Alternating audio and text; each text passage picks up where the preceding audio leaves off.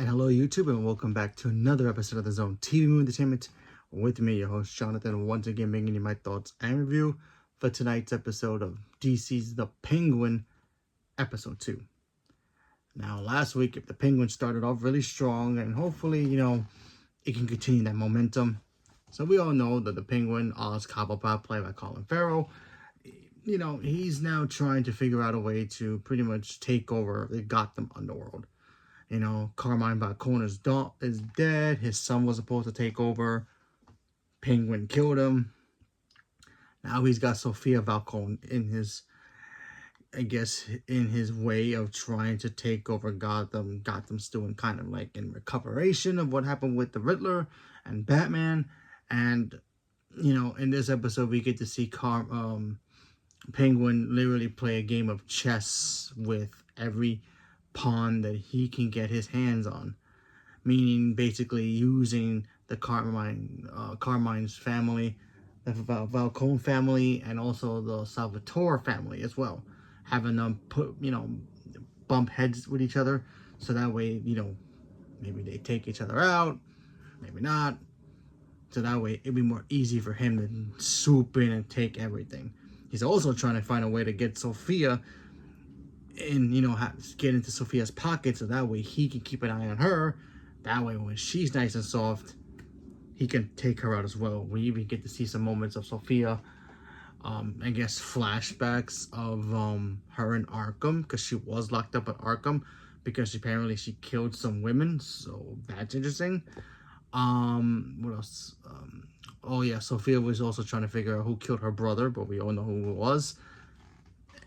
Honestly, I think this episode was great. It wasn't in my opinion, it wasn't as strong as how the first one was, but still, I mean, the tone of this show is just fantastic.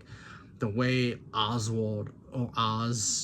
just manipulates people into getting what he wants. There's a moment in here where he's talking to Sophia about how they were at the funeral for her brother. And he's like, oh yeah, my mom couldn't handle my brother's deaths, and then she passed away as well.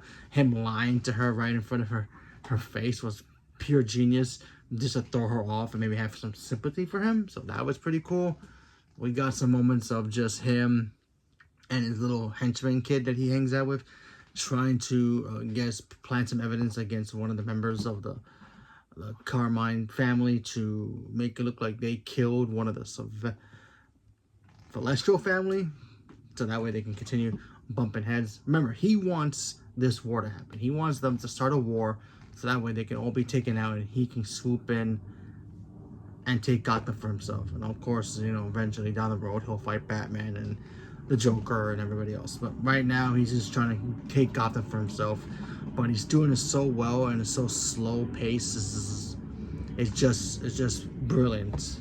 So I thought all that stuff really worked. I want to see more from Sophia. I really like the actress who's playing her. She's great. She's kind of crazy, but yet when you see her, kind of break down in a certain moment, there's a scene in here where the way she sleeps, and I don't want to spoil it too much, but there's a moment where you like, oh yeah, she slept in Arkham, and I'm pretty sure Arkham wasn't exactly the most beautiful hotel you can think of. No, Arkham is pretty much where the Psychos live. We all know who's there, or two people who are there, especially in this universe. We all know who they are.